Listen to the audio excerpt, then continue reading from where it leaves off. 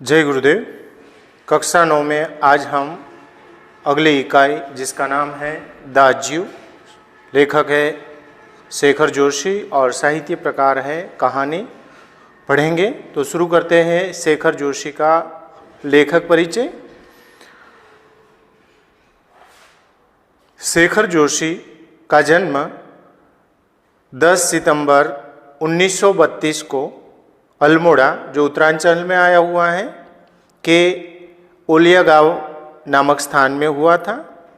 आपने केकड़ी एवं अजमेर में स्कूली शिक्षा प्राप्त की। लगभग 30 वर्षों तक इलाहाबाद के निकट एक सैनिक औद्योगिक प्रतिष्ठान में कार्यरत रहने के बाद आप स्वतंत्र लेखन कर रहे हैं। आपके चर्चित कहानी संग्रह हैं कोशिका घटवार, साथ के लोग, दाज्यू, हलवाहा एवं नौरंगी बीमार हैं। आपकी आदमी और कीड़े की कहानी को 1965 में धर्म युग द्वारा आयोजित कहानी प्रतियोगिता में प्रथम पुरस्कार प्रदान किया गया। नई कहानी आंदोलन के चर्चित कथाकार महावीर प्रसाद द्विवेदी पुरस्कार और पहल सम्मान से सम्मानित। दाज्यू कहानी पर चिल्ड्रन फिल्म सोसाइटी द्वारा फिल्म का निर्माण। दाज्यू कहानी बाल श्रमिक पर लिखी गई कहानी है। मदन एक पहाड़ी बालक है जो पेट की आग बुझाने के लिए शहर में आकर एक होटल में काम करता है। बोलेपन में जिसे वह अपना दाज्यू अर्थात बड़ा भाई समझने लगता है, वही किस प्रकार एक दिन उसके बाल मन पर आघात कर जाता है, इसका मार्मिक चित्रण इस कहानी में हुआ है। तो कहानी का शीर्षक आपने देखा, दाज्यू, जिसका अर्थ होता है बड़े भैया, बड़े भाई। तो शुरू करते हैं ये कहानी। चौक से निकलकर बाईं ओर जो बड़े साइन बोर्ड वाला छोटे कैफ़े हैं, वहीं जगदीश बाबू ने उसे पहली बार देखा था। दाज्यू मतलब बड़ा भाई, जो जगदीश बाबू है, वो जगदीश बाबू ये बालक को इस छोटे से कैफ़े में देखते हैं।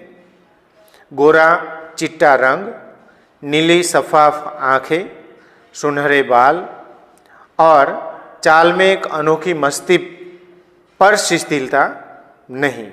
मतलब એની ચાલ જે છે એની અંદર એક પ્રકારની મસ્તી, પણ ક્યાંય ઢીલાશ જે છે, આળસ જે છે જોવા મળતી ન હતી। कमल के पत्ते पर फिसलती हुई पानी की बूंद की सी स्फूर्ति, मतलब कमलना फूल पर ઝાકળના જે બિંદુઓ જે છે જેટલી સ્ફૂર્તિની સાથે લસરી પડતા હોય છે એટલી જ સ્ફૂર્તિથી આ જે બાળક જે છે એ काम करवानी अंदर एटलो तेज हतो। आँखों की चंचलता देखकर उसकी उम्र का अनुमान केवल 9-10 वर्ष की लगाया जा सकता था। लेखक यहाँ पर बात कर रहे हैं कि उसकी आँखों में जो चंचलता थी, वो चंचलता जो छोटे बालक में जो 9-10 साल का होता है, उस 9 या 10 साल के बालक में जो चंचलता होती है, वही चंचलता इस बालक में भी देखी जा रही थी। और शायद यही उम्र उसकी रही होगी।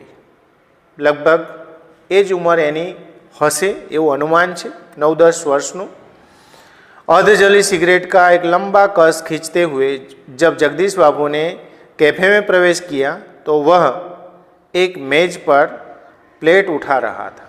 मतलब जगदीश बाबू जी छे જ્યારે सिगरेट पीता पीता होटलनी अंदर कैफेनी अंदर प्रवेश करे छे त्यारे आ बाळक जेना विषे वात करी रह्या छे ए कोई टेबल साफ करी रह्यो हतो अने त्यांथी जे जमी लीधा पछी एठी प्लेटो होय छे ए प्लेटो उठावतो हतो। और जब वे पास ही कोने की टेबल पर बैठे तो वह सामने था। જગદીશ બાબુ જ્યારે એની નજીકના જ ટેબલ ઉપર બેસે છે ત્યારે આ બાળક જે છે એની સામે આવીને ઊભો રહી જાય છે। માનો घंटों से उसकी उस स्थान पर आने वाली व्यक्ति की प्रतीक्षा कर रहा, मतलब એવી રીતે જાણે કલાકોના કલાકોથી આ જગ્યાએ એ જગદીશ બાબુ આવે અને બેસે એની જાણે એ રાહ જોતો હોય એવી રીતે। वह कुछ बोला नहीं, मतलब आ बालक जे छे कशुं ज बोलतो नहीं। हाँ, नम्रता प्रदर्शन के लिए थोड़ा झुका और मुस्कुराया।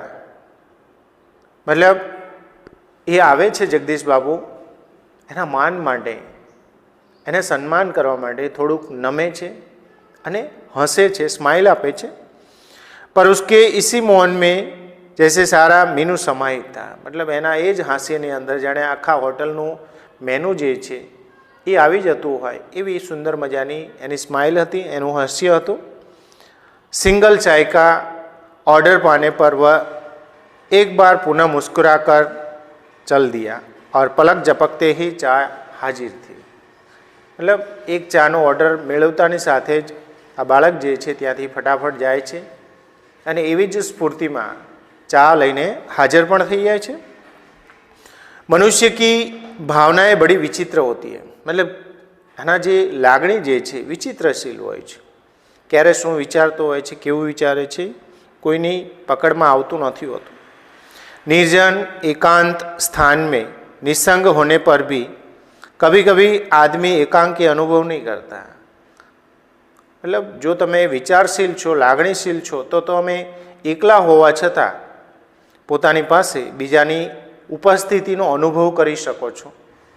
तो एकांतनी अंदर पण तमे एकलतानो अनुभव करता नथी अने एनुं उलटुं तमे लोकोनी वच्चे पण क्यारेक क्यारेक एकला अटूला बनी जता हो छो। माणसना स्वभाव पर डिपेंडेड छे। लगता है इसी एकांकीपन में सब कुछ कितना निकट है। मतलब आ एकलापणानी अंदर लगभग बधुं ज जाणे के पोतानी पासे होय एवो अनुभव पण थतो होय छे। कितना अपना है, मतलब पोतानापणुं लागे छे। परंतु इसके विपरीत कभी कभी सैकड़ों नर नारियों के बीच जनरवमय वातावरण में रहकर भी सुनेपन की अनुभूति होती है। मतलब क्यारेक क्यारेक लोकोनी वच्चे, कोलाहलनी वच्चे रहीने पण एकलतानो अनुभव जे छे ए थतो होय छे। लगता है जो कुछ है वह पराया। मतलब क्यारेक क्यारेक एवुं पण लागे छे कि जे छे ए बधुं पारकું જ છે, બીજાનું જ છે।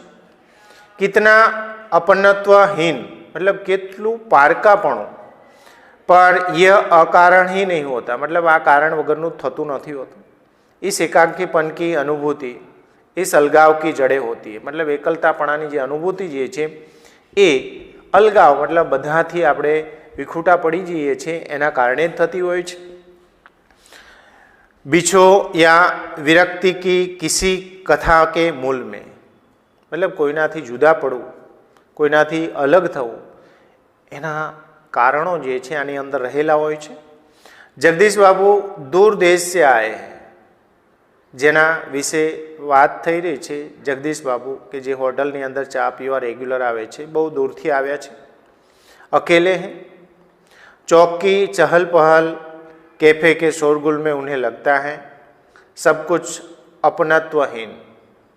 मतलब એ બહુ દૂરથી આવ્યા છે, ચારે બાજુ લોકોની અવરજવર છે, ચહલ પહલ છે, અને છતાં પણ એવા શોરગુલ ભર્યા વાતાવરણની અંદર પણ એમને એકાંકી પણ લાગી રહ્યું છે, એકલાપણું લાગી રહ્યું છે। કારણ કે એ બધું જ પારકાપણું માને છે। शायद कुछ दिनों रहकर अभ्यस्त हो जाने पर उन्हें इसी वातावरण में अपनेपन की अनुभूति होने लगे। थोड़ाक दिवसों त्यां रहेवाथी એ જે પારકું પહેલાં લાગતું હોય છે એ ફરી પાછું પોતાનું હોય એવું लागवा માંડે છે।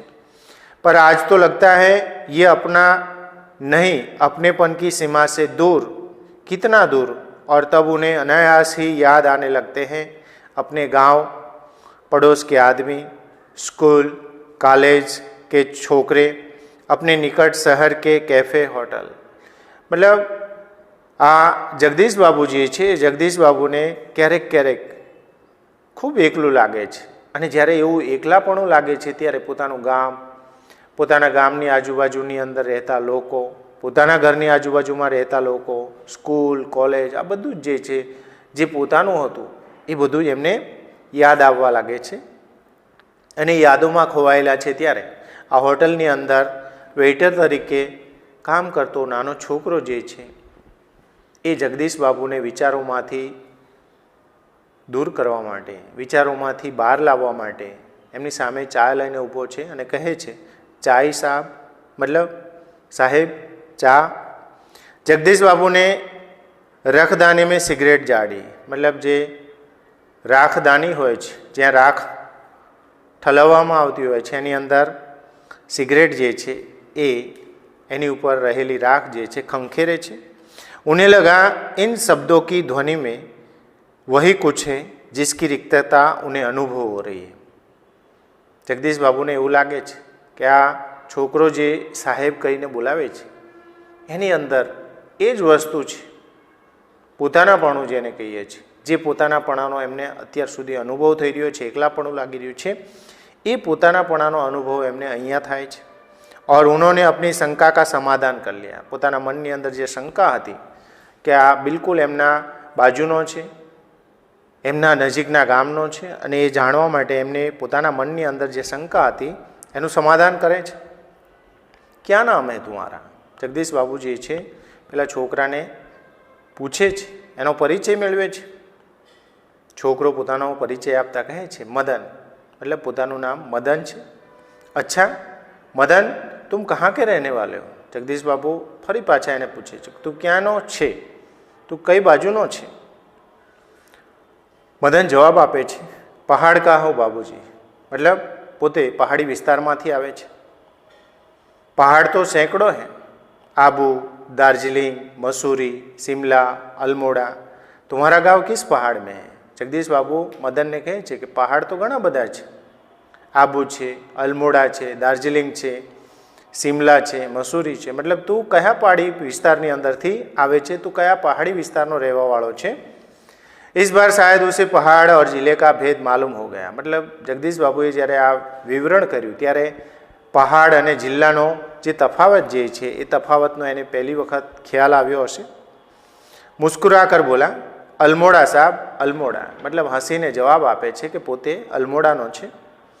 અલમોડા में कौन सा गांव है? मतलब જગદીશ બાબુ પણ અલમોડા બાજુના જ હતા, એટલે પૂછે છે કે તેઓ અલમોડામાં કયું ગામ છે?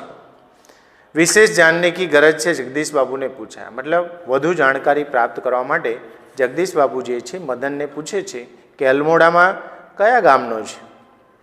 इस प्रश्न ने उसे संकोच में डाल दिया.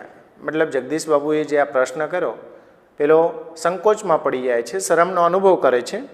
शायद अपने गांव की निराली संज्ञा के कारण उसे संकोच हुआ था. मतलब પોતાના ગામનું કંઈક વિચિત્ર નામ હતું એટલા માટે એ પોતાના ગામનું નામ બોલતા શરમાતો હતો. इस कारण टालता हुआ सा बोला, वह तो दूर है साहब, अल्मोड़ा से 15-20 मील होगा. मतलब પોતાનું ગામનું નામ નથી આપતો અને કહે છે કે એ તો બહુ દૂર છે, અલમોડાથી પણ 20-25 માઇલ દૂર છે. फिर भी नाम तो कुछ होगा ही, छતાં પણ તારા ગામનું કંઈક નામ તો હશે જ ને? જગદીશ બાબુને જોર દેકર પૂછા, मतलब વધુ આગ્રહ કરીને પૂછે છે. ડોટિયાલ ગો, वह सकुचता हुआ सा बोला, मतलब સંકોચાતો શરમાતો એ પોતાના ગામનું નામ જણાવે છે કે પોતાના ગામનું નામ છે ડોટિયાલ ગો. जगदीश बाबू के चेहरे पर पूती हुई एकाकीपन की स्याही दूर हो गई. मतलब जगदीश बाबू જે છે મદનના ગામનું નામ સાંભળી જે અત્યાર સુધી એકલતાનો અનુભવ કરતા હતા એમને પોતાના બાજુના વિસ્તારનો આ છોકરો મળી જાય છે, એમને ખુશી થાય છે, આનંદ થાય છે.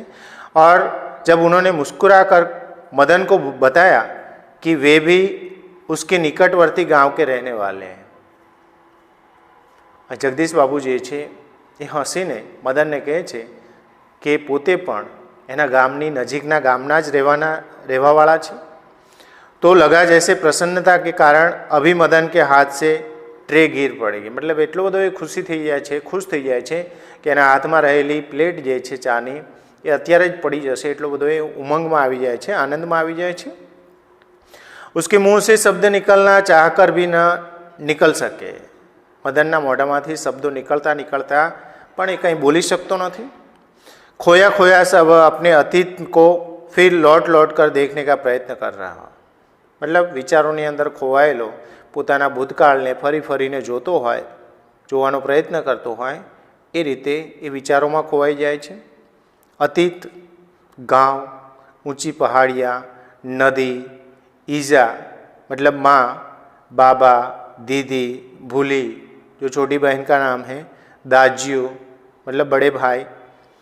मदन को जगदीश बाबू के रूप में उसकी छाया निकट जान पड़ी, मतलब आ बधानो जे खोट हती ए बधी खोट जे छे आ जगदीश बाबू जे छे पोताना गामनी नजीकना व्यक्ति छे एनी अंदर मदन जे छे पोताना स्वजनोनी खोट जे छे ए पूरी करे छे, मतलब एने एनी अंदर बधुं ज देखाय छे।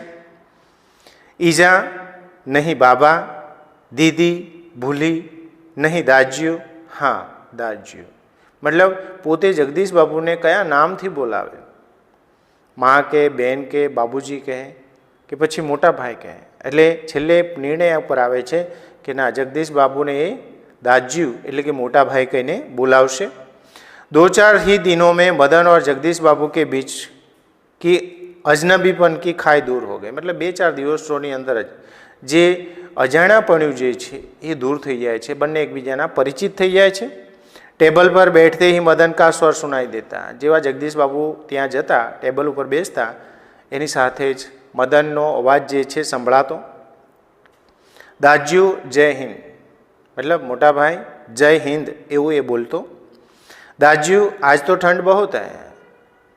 मदन जे छे ए जगदीश बाबू ने कहतो कि दाज्यू आजे तो खूब ठंडी छे। दाज्यू क्या यहाँ भी ह्यू मतलब हिम पड़ेगा, मतलब ये पूछे छे कि शू अहींया पण हिम पड़शे, बरफ पड़शे। दाज्यू आपने तो कल बहुत थोड़ा खाना खाया, मतलब मोटा भाई तमे तो काले खूब ओछू जम्या हता। तभी किसी और से बॉय की आवाज़ पड़ती और मदन उस आवाज़ की प्रतिध्वनि में पहुंचने के पहले ही वहाँ पहुंच जाता, मतलब ए ज्यारे आ रीते बात करतो ए समये ज ए होटलनी अंदर काम करी रह्यो छे ने होटल में काम करता छोकराने बॉय तरीके बोलावता हशे, कोई आवी रीते एने ज्यारे बोलावे तो हजू पड़घो पड़े ए साथे ज ए तो त्यां पहोंची गयो तो। ऑर्डर लेकर फिर जाते जाते जगदीश बाबू से पूछता दाज्यू कोई चीज़, मतलब पोते बीजा टेबलनो पण ऑर्डर लेतो अने जता जता जगदीश बाबू ने पण पूछतो कि तमारे कहीं वधु जोईशुं, कोई बीजी वस्तुनो ऑर्डर करवो छे, आवी रीते पूछतो। कथा वस्तु जे छे आपणे अहींया बाकी राखीए छीए। पाठनी आगळनी कथा वस्तु बीजा विडियोनी अंदर जोईशुं। त्यां सुधी धन्यवाद। जय गुरुदेव।